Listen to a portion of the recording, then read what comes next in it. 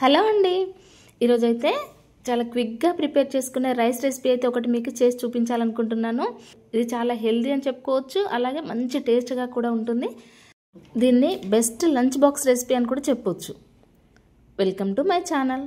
ఇప్పుడు మనం ప్రాసెస్ చూసినట్లయితే ముందుగా ఒక కప్పు వరకు పాలకూరని ఇలా కట్ చేసుకొని ఒక మిక్సీ జార్లోకి తీసుకున్నాక దానిలో 7-8 వెల్లుల్లి రెబ్బలు, అదేవిధంగా ఒక చిన్న అల్లం ముక్క వేసుకున్నాక ఒక 2-3 పచ్చిమిర్చిని ఇలా వేసుకొని దానిలో కొద్దిగా వాటర్ యాడ్ చేసుకొని మెత్తటి పేస్ట్లా చేసుకోవాలి.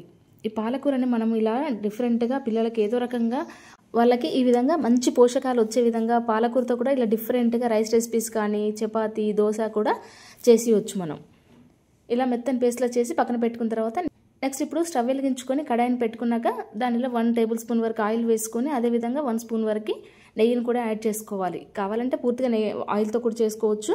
ఇలా చేసిన తర్వాత దానిలో ఇప్పుడు మనం మసాలా దినుసులు వేసుకోవాలి. చెక్క, లవంగాయలు, యాలకులు, బిర్యానీ ఆకు, అదేవిధంగా కొద్దిగా జీలకర్ర కూడా వేసుకొని వాటిని మంచిగా ఫ్రై చేసుకున్న తర్వాత దానిలో ఒక పెద్ద సైజు ఆనియన్ ఇలా కట్ చేసుకు వేసుకొని అది కూడా కొద్దిగా కలర్ మారేంత వరకు ఇలా ఫ్రై చేసుకున్న తర్వాత ఇప్పుడు మనం ఇంతకుముందు పేస్ట్ చేసుకున్న పాలకూరని దీనిలో యాడ్ చేసుకోవాలి. పచ్చివాసన పోయేంత వరకు మంచిగా ఫ్రై చేసుకున్న తర్వాత దానిలో కొద్దిగా పసుపు వేసుకొని టేస్ట్కి తగ్గట్టుగా సాల్ట్ కూడా యాడ్ చేసి 1 స్పూన్ వరకు కారం కూడా వేసుకొని మళ్ళీ ఒకసారి అంతా కలుపుకోవాలి.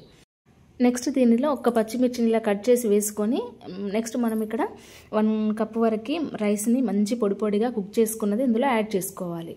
ఇలా యాడ్ చేసుకొని అది రైస్ విరగకుండా నెమ్మదిగా కలుపుకోవాలి. పాలకూర పేస్ట్ అంతా కూడా రైస్కి బాగా పట్టే విధంగా నెమ్మదిగా కలుపుకోవాలి. ఇలా పూర్తిగా కలిసిన తర్వాత దానిలో 1/2 స్పూన్ వరకు గరం మసాలా, అదేవిధంగా 1/2 చెక్క లెమన్ కూడా పిండుకున్నామంటే కమ్మకమ్మగా చాలా బాగుంటుంది. దీనిలో చివరిగా జీడిపప్పుని ఫ్రై చేసుకొని కనుక వేసుకున్నట్లయితే మధ్య మధ్య పలుకులు తగులుతూ చాలా టేస్టీగా ఉంటుంది. లంచ్ బాక్స్లోకి అయితే క్విక్గా మనం మార్నింగ్ హడావిడి ఏమీ లేకుండా కూడా ఇది ఇలా ప్రిపేర్ చేసుకొని పెట్టేసినామంటే పిల్లలు ఒక్క ముద్ద కూడా వదలకుండా తినేస్తారు, అంత టేస్టీగా ఉంటుంది. సో ఇది చాలా సింపుల్ అయిన ఈ రెసిపీని మీరు కూడా మీ ఇంట్లో తప్పకుండా ట్రై చేయండి, టేస్ట్ చేయండి. ఈ వీడియో కనుక మీకు నచ్చినట్లయితే లైక్ చేసి షేర్ చేయండి, అలాగే సబ్స్క్రైబ్ చేయండి. Thanks for watching.